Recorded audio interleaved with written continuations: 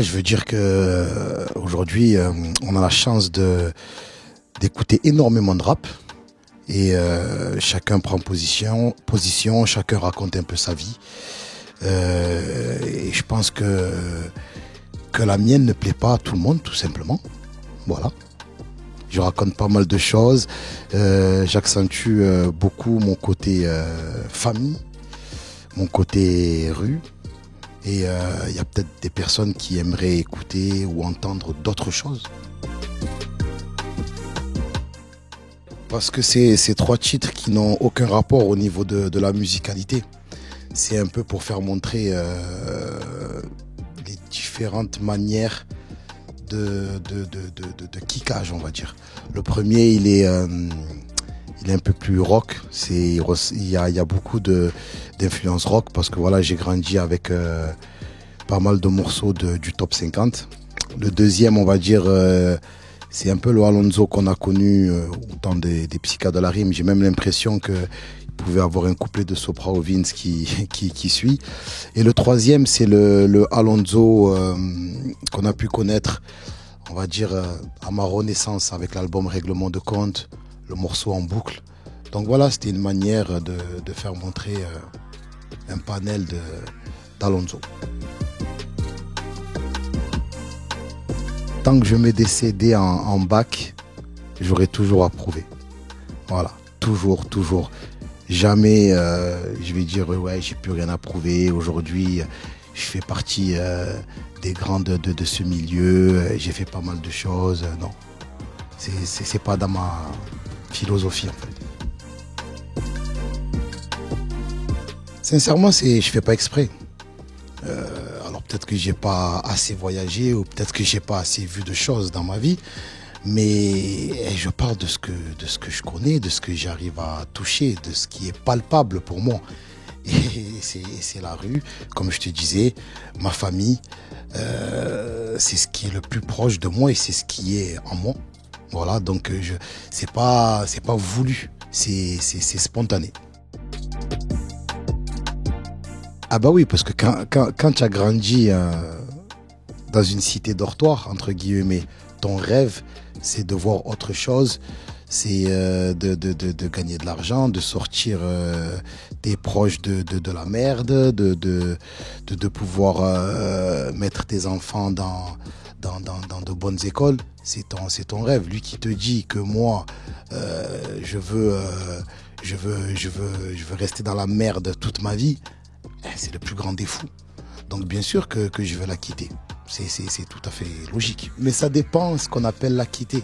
Tu vois ce que je veux te dire? C'est pas parce que j'habite pas dans le même quartier que j'ai quitté mes amis qui y sont encore. Ma mère, elle habite encore là-bas. J'ai pas mal de fréquentation. J'ai encore des liens en fait. La rue, c'est pas... Tu habites dans la même cité. C'est pas ça la rue. C'est beaucoup plus complexe. Mais déjà, il y a beaucoup de remises en question. Après, faut pas croire. Il y a des hauts et des bas. Si tu n'as pas perdu de guerre, c'est que tu as jamais fait la guerre, tout simplement. Donc, faut pas croire. Tu vois, il y a des albums qui ont eu des démarrages plus forts que d'autres. Après, le truc, c'est de se remettre en question, essayer de vite voir où est le problème. Et je pense que moi, le fait que je sois encore là, c'est que mon entourage est vrai avec moi. Et j'arrive comme ça à me renouveler. Comme je dis souvent, à surfer sur la vague. Et c'est très important. Tu sais, c'est une musique générationnelle. J'aime beaucoup le mélange. On peut me voir avec des plus jeunes que moi parce que j'ai la chance d'être souvent sollicité dans les albums qui sortent là actuellement. Donc moi, tout ça, ça me maintient en vie et ça me donne la force, tout simplement.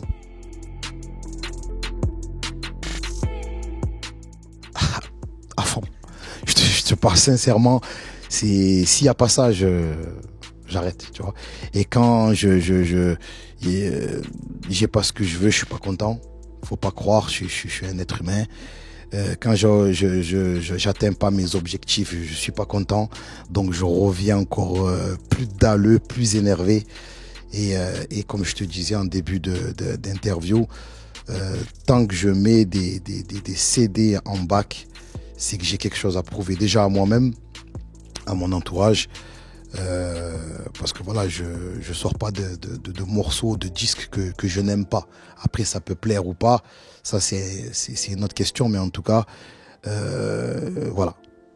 Il faut à chaque fois que je me surpasse en fait. Et parce que je me mets à la place de celui qui prend le train maintenant.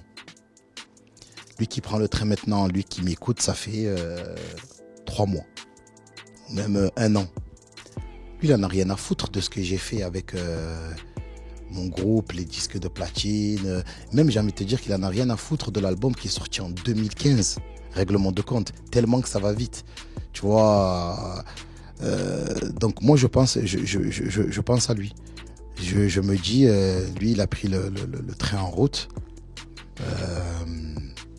Faut que je lui fournisse encore. Tu vois ce que je veux te dire? C'est comme ça que je gamberge, en fait.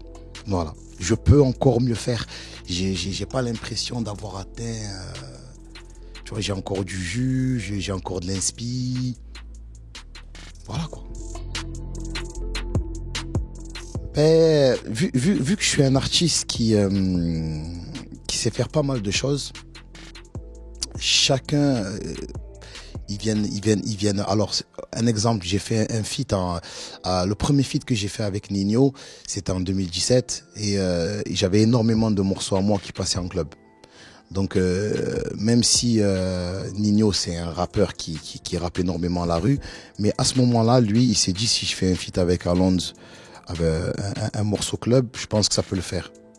Je pense qu'il a pas eu tort parce que ça a été single d'or. Il est passé dans tous les clubs. Et après, il y a des fois, il y en a qui veulent que du kickage. Il y en a qui veulent des hits. Il y en a qui veulent des trucs chantants, tu vois. Ça dépend les artistes. Mais voilà, vu que je sais faire pas mal de choses, on peut s'amuser avec un naps à faire un 24 mesures où ça kick. Ou on peut s'amuser avec Dadju à faire un morceau un peu plus ouvert avec son frangin Gims. Ça dépend. Voilà. Ça dépend des artistes. Mais en tout cas, moi, ça me fait plaisir et pour moi, c'est l'une de mes plus belles réussites parce que je me dis que ils ont quoi? Ils ont la vingtaine, 20 ans, 23 ans. Et s'ils viennent me chercher, c'est que vraiment, il y a quelque chose, tu vois. Ils sont pas là. Tu sais, à la base, je les connais pas. Ils sont pas là pour me faire plaisir, les mecs. Au contraire, c'est qu'ils espèrent un résultat. À moi, ça m'a... Je pense que j'apprends d'eux aussi. J'apprends énormément d'eux. Je regarde leur manière de penser. Elle est différente de la mienne parce qu'on n'est pas de la même génération. Et après, moi, je ramène ma part de progrès. C'est ma motivation première. Tu vois, mes enfants, ma mère, mes frères et sœurs, ma femme, c'est très important pour moi. C'est même une mission pour moi. C'est même une mission. Moi, je pense que de mettre bien sa famille, c'est une mission pour chaque enfant. Voilà, tu vois. Moi, l'héritage que ma mère m'a laissé ou va me laisser, c'est la manière dont elle m'a éduqué. Tu vois, elle aurait aimé me laisser un terrain, une maison, mais à la base, on est pauvre. Tu vois ce que je veux te dire? Donc, ce qu'elle va me laisser, c'est l'éducation, les valeurs, les principes. Mais je pense que c'est une mission pour moi aujourd'hui. Elle est venue du bled, elle a éduqué cet enfant.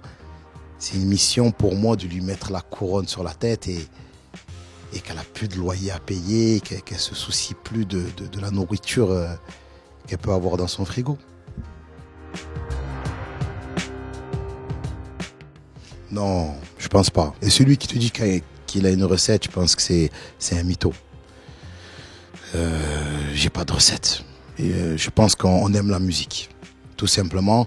Et nous, très tôt, on s'est jamais mis de barrière.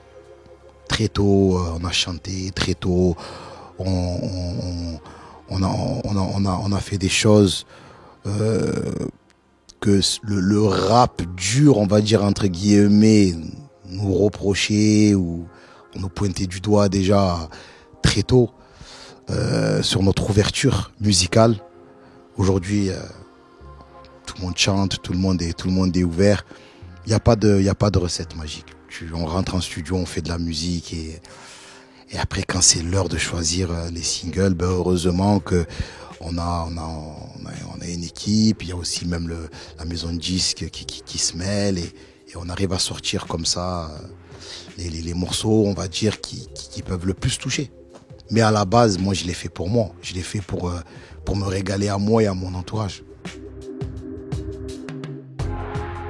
À chaque album, on nous pose la question, que ce soit Sopra et moi, et à chaque fois, on est très vague.